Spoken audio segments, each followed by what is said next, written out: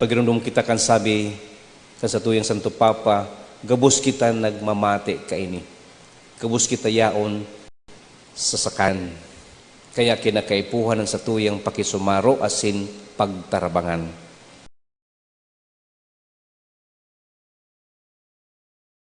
At siya nabanggi, sinda mataukan sa indang mensahe. Alagad, digdi sa sinasabi niya itong we depend on our dependence on Jesus. Ninhuli takadakol mga bagay na dayta nahiling.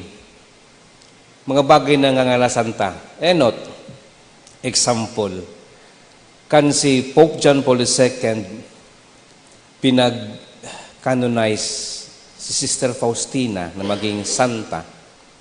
It was during the second Sunday of Easter.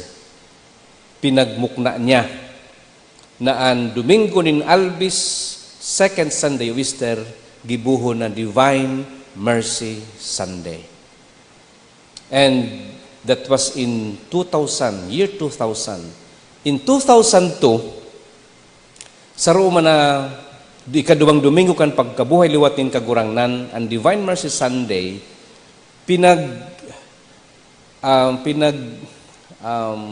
dedikar o itinao kita kan sa tuyang Santo Papa sa Divine Mercy.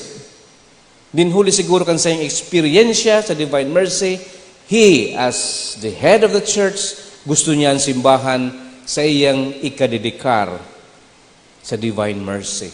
Dinhuli kan eksperyensya niya kay Jesus. Nalugod ang bilog na simbahan, ma-eksperyensyahan ang pagkaherak niya. That was a Sunday, second Sunday of Easter, the Divine Mercy Sunday. Now what? Nagadan si Santo Papa Juan Paulo II kan Eve, Vesperas kan Divine Mercy Sunday. And then, he was beatified by Pope Benedict on second Sunday of Easter, Divine Mercy Sunday. And then, pinag-canonize siya as a saint, kan fiesta man, kan Divine Mercy. Something na huna at okay sa naon, may isa na nangyayari. But ang kagurangnan, gusto niyang ipahiling sa tuya, an sa iyang pagkaherak, sapay kan minsan ngangalasan, minsan sa kadifisilan, minsan sa kaluyahan ta. And kadaklan ng mga taong nagtataonin marahay na pagpredikar o pagbalangibog kan marahay na bareta, itong mga taong naka-experience sa iya, sugurang sa parokya ko, itong buta na nakahiling, hain siya. Si Maria Magdalena na pinatawad. And then, yaon naman si San Pedro, rumayo ka sa kuya, kagurangnan tako para kasala. Inako niya na siya para kasala, and mayong ibang makakabulong sa iya, kundi si Jesucristo. Si San Pablo, dating pinapasakitan sa mga paratubod ni Jesus, and then, kanamid bid niya si Jesus, totoo enot, namid bid niya muna sa iyang sala. And then, namid bid niya si Jesus, ibinalangibog niya si Jesus, and day pa yan, feeling niya day siya worthy na ibalangibog sa Jesus. Why? Because of his sins. Kung minsan pa nasasakit si San Pablo, kagurangnan, mas marilagod pa ako, may helang, mas marilagod ako pag ako maluya. Tapag ako maluya, nahiling ko na ika uyas ako. Ang kusog ko, ika, na yung pinakamakusog sa gabos. And sometimes, ang kasusubgan ni San Pablo, mas marilagod na ako napapasupog. Dinhulita, mas lalo akong nagdidepender kay Yesu Kristo. Ang kagurangnan na buhay liwat, bako ulang tanganing mabuhay. Ang kagurangnan na buhay liwat para sa tuya. Ang pagkabuhay liwat na iyan, bako ulang ina fiesta, kundi eksperyensya niya to ang sayang pagkabuhay, italinhok sa satuyang buhay, sa satuyang puso, tanganing mamati niya to ang sayang pagkaherak, na iyo ang kaipuhan niyato sa mga panahon na ini na naghahadit. Iniyan ang kaipuhan niyato sa mga panahon na ini na iba nawawala na ng paglaom, nariribok na. Yan ang kaipuhan niyato sa panahon na ini na itong mga nagmumundo asin medyo may kaanggutan, inhuli kan sa indang mga miyembro kan familia na nagadan na dahil sinda nasa frontliners. Yan man ang kaipuhan niya tungo niya ni pangaji, ninhuli ta may mga tao na kinakaipuhan magpangaji. Bako ulang dahil kaipuhan taan something, kundi sisay bagaan din nangangaipungon niya ng mga panahon. Pangaji, asin magtubod kay Jesucristo na nabuhay liwat, then isa buhay, i-experiensya ang sa iyang pagkatao, ang sa iyang pagkaherap. Happy Easter!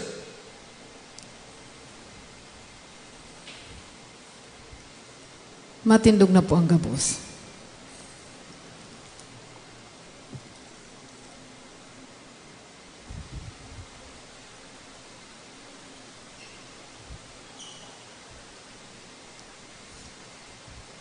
Nagtutubod ako sa Diyos amang makakamhan, kaglalang kan langit as hindaga, asin kay Jesucristo aking bugtong niya kagurang nanta, ipinangidam huli kan Espiritu Santo, namundag ki Virgen Maria, pinasakitan kan panahon ni Poncio Pilato, ipinako sa krus na gadan asin irinubong, huminilig sa mga gadan, kan ikatulong aldaw na buhay liwat halit sa mga gadan, suminakat sa kalangitan, nagtutukaw sa tuo kan Diyos amang makakamhan, halid duman mabalik sa paghukom sa mga buhay asin mga gadan.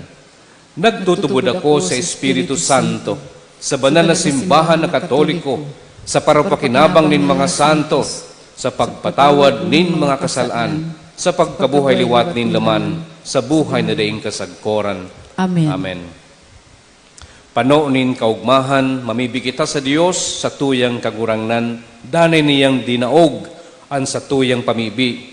Urog ng gayo, kung pinapaagi sa iyang namumutan na aki, an sa tong simbag, hade nin kamurawayan, hinanyuga an samuyang pamibi.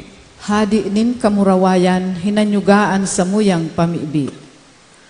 An Santo Papa, mga obispo asin kapadian, tanganing sinda maging panalmingan nin pagkasararo, asin pagtubod nin banwaan nin Diyos, mamibi kita. Hade nin kamurawayan, hinanyugaan sa muyang pamibi. An bilog na kinaban, tanganing mamidbid si Kristo, asin mabuhay susog sa saiyang tataramon, mamibi kita. Hade nin kamurawayan, hinanyugaan sa muyang pamibi. An mga nagtitios, tanganing makaabot sa indaan kaugmahan ni Kristong nabuhay liwat, asin an pagkamot nin gabos na nagsusunod ki Kristo, mamibi kita. Hade nin kamurawayan, hinanyugaan sa muyang pamibi. Para sa to gabos, na mamidbidan ta manlugod si Kristo sa satuyang kapwa, mamibi kita. Hade nin kamurawayan, hinanyugaan sa muyang pamibi. Tanganing an mga gadan makihiras sa daing sagkod na kaugmahan, na iirokan ka nabuhay liwat na kagurangnan, mamibi kita. Hade nin kamurawayan, hinanyugaan sa muyang pamibi. Kadakol kitang mga kahagadan sa momentong ini, sa tuyang iatang.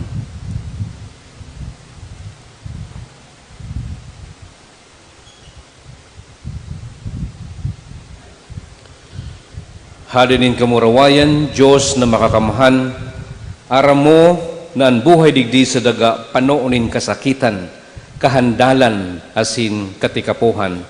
Kami namumuot sa imo, danay na hinanyugaan sa muyang pamibi, uli ki Kristo sa mong kagurangnan. Amen.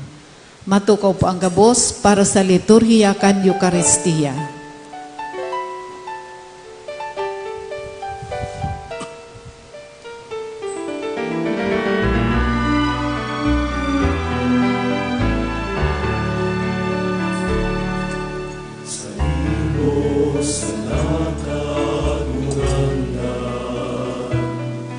Sa tuyang buhay sa pagpamahal, kaugmahan sa tuyang puso asin kalag, na ikadanay na paglingkudan.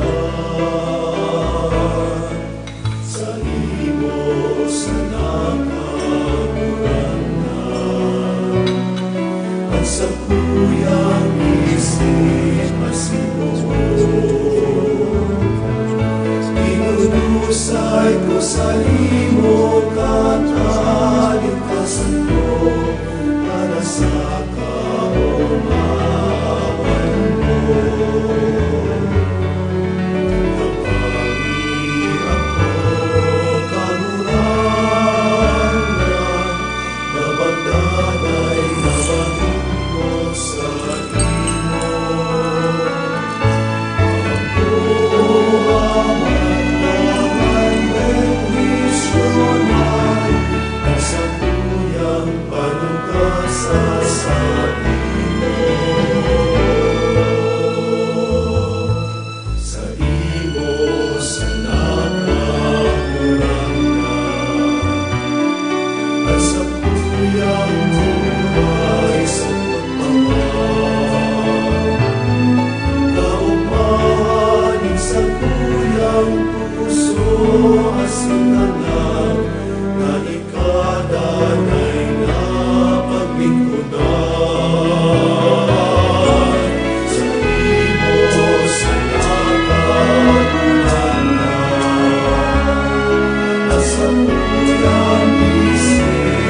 Matindog po ang gabos.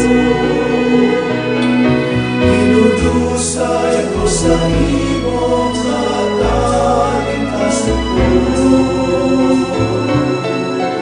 para sa kaumawan mo.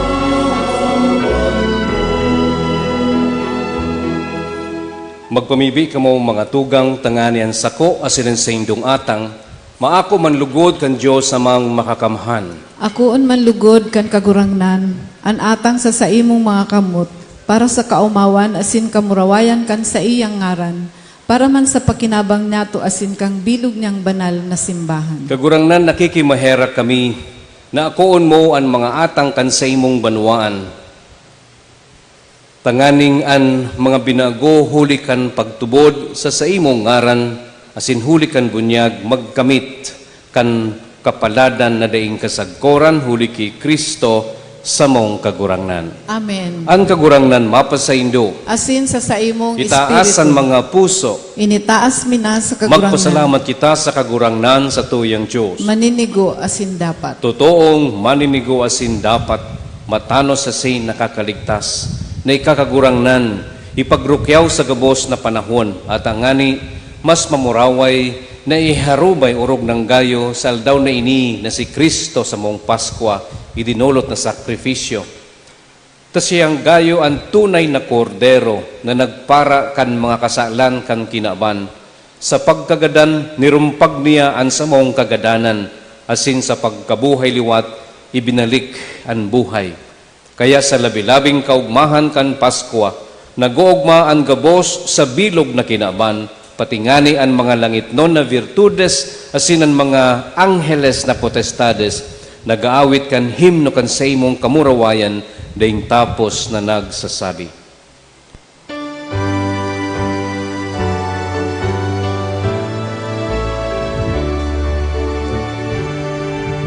Banal, banal, banal ang kagurangnan,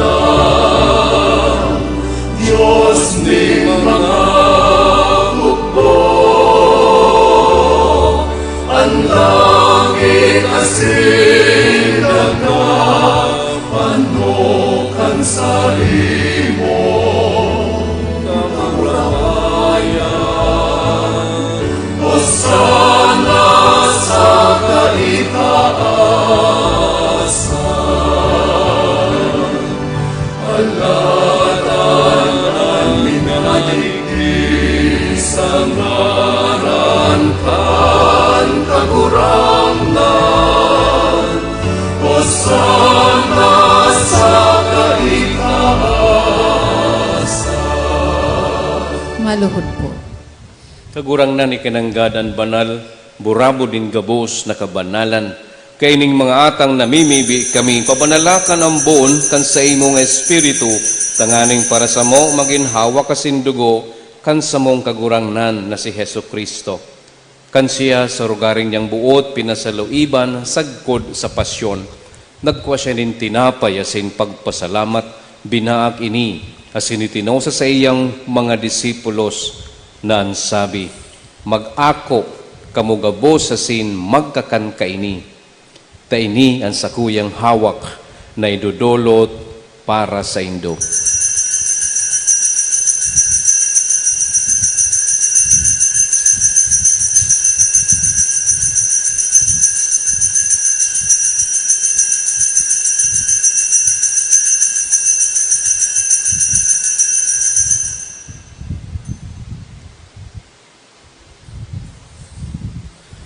Siring man pakapamanggi, pagkuanyaman in kali sa singiraray, pagpasalamat sa imo, itinao sa sayang mga disipulos na ansabi, mag-ako kamugabo sa sin mag-inom kaini.